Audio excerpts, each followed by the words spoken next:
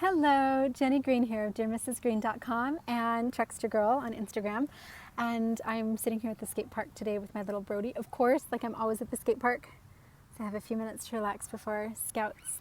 And I just had a really cool mindset change that I wanted to share. So this video is entitled The Difference Between Drama and Trauma. So first I want to tell a story about 2012. I had a friend, actually she was not a friend, she was a fake friend. She was a woman who lived in my country club neighborhood and she was babysitting my kids one day. Now 2012 I had had a spinal fungal infection in my spine and my brain that had gone undiagnosed. I also had a protozoal form of malaria. Then my little daughter got lost in the desert. We found her non-responsive. They revived her and she was in a coma for a while, had just gotten out of ICU. We moved, we started a new expensive business. Oh my gosh, what else? Then one day I'm in downward dog at the gym and this giant grapefruit-sized tumor that I didn't know I had ripped off of my abdominal wall in the middle of yoga. Super painful, and I was scheduled for surgery. So in the middle of this, I had a friend, well, this fake friend, Courtney, let's just call her Courtney, watching my kids one day, and I remember going over to her front porch. Now Brenna had just come out of the hospital. I was heading in for surgery, and I was crying. And Courtney asked me, what's going on? And I said, well, it's a tumor, and so my surgery is scheduled for Monday. And she looked at me and said, oh, okay, let me back up. She had just finished reading like The Secret. She was totally into Tony Robbins and all of this like manifesting your destiny stuff. So Miss Courtney says, Jenny, do you feel like you're stuck in a negative vibrational frequency? And I feel like you're addicted to drama. So 2 weeks later, I almost died. Near-death experience, septic, almost died. And a lot of stuff going on. So recently I was with my therapist. This has stuck with me for years, since 2012. I try not to show my emotions. I try not to ask for help. I try to act like everything's fine because I don't want anyone to think that I'm drama anymore. It's like I know that there was some stuff going on in my life and I don't want anyone to think that I'm drama. And I have a lot of friends who kind of echo the same thing. So fast forward to just a few weeks ago, I was with my therapist and I started bawling. I am going through some stuff. This is stuff that, oh my gosh, like nobody should ever go through this stuff. And I'm talking to my therapist about it, and sweet Nicholas, I told him, I said, I'm sorry, I'm drama today. And sweet Nicholas laughs with his big bushy beard and says, drama? Oh my God, no, this isn't drama, this is trauma. Do you know the difference? No, I don't. So we had a little conversation about it, and then I went home and have been talking to friends and kind of looked up and have really been stuck on this topic.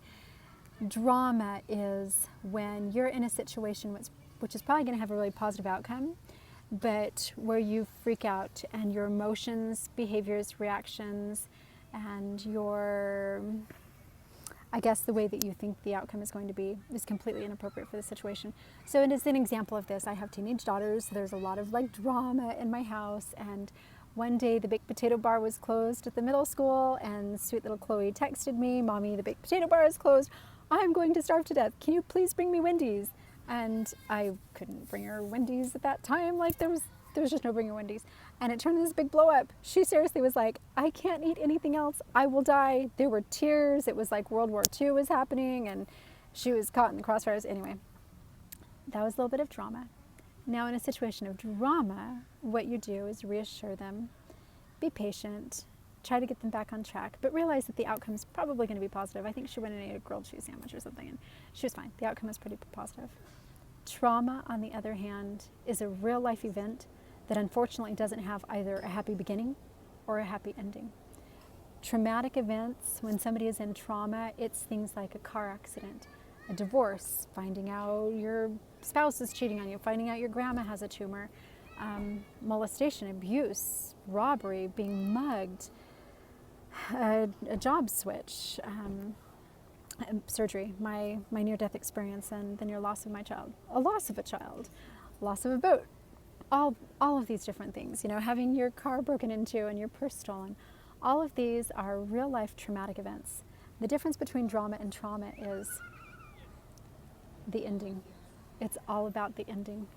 And when people are going through trauma, there is no happily ever after. They are faced with a set of circumstances that are not going to end well and didn't begin well. So it's a completely different ball game. The similarities are drama and trauma both manifest in different ways. I know for me, emotional dysregulation was a big thing. I'd be at dinner with friends and I'd be crying over nothing, and I would be grumpy.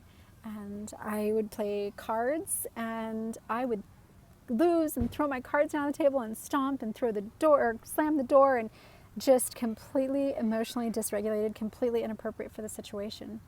But it wasn't drama, it was trauma.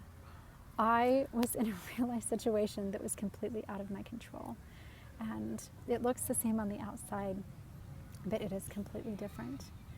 So as women especially, I think it's important for us to look around and see, are these people really, is my friend really just being dramatic? Or is she in a situation of trauma? Is he in a situation of trauma? Is this family in a situation of trauma?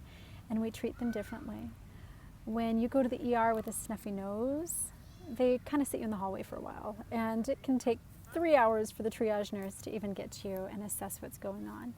But let me tell you firsthand, I've been through like the trauma unit with the ambulance, and you have teams of people running towards you, seeing what you need. Nobody tells you to calm down at all either. Like when you go to the regular ER, there's a lot of, are you under stress? And calm down, ma'am.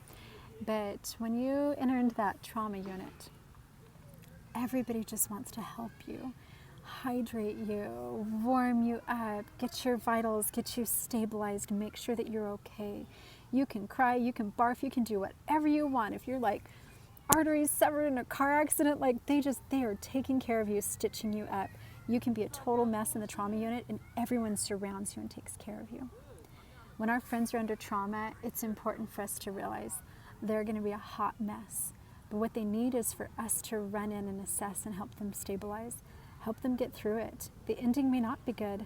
The marriage of 20 years, 30 years, 40 years may end. The child may die. The grandma may die. The house may get foreclosed. That trauma is hard to deal with. But it's better when we have skilled friends around us who understand and appreciate the difference between drama and trauma and know how to support it. So be careful with your friends. Don't label people as drama. And if there is drama, support them, snuggle them, hug them. That's what my teenagers need. And to Miss Courtney, if you ever watch my videos, I am not drama. I am trauma. And I would like to see you go through the things that I've gone through with a smile like this on your face. So be kind. If you are going through trauma, be kind to yourself too. Realize, understand that it's just the situation, and be able to reach out to other people too and tell them, oh my gosh, I need a little bit of help. I need to be stabilized. Check my vitals, make sure I'm okay. So that is it for today. We're going to go scooter around the park just a little bit more and get ready for school to start in a week. Thanks for watching. Peace, love, and health, y'all. Mwah.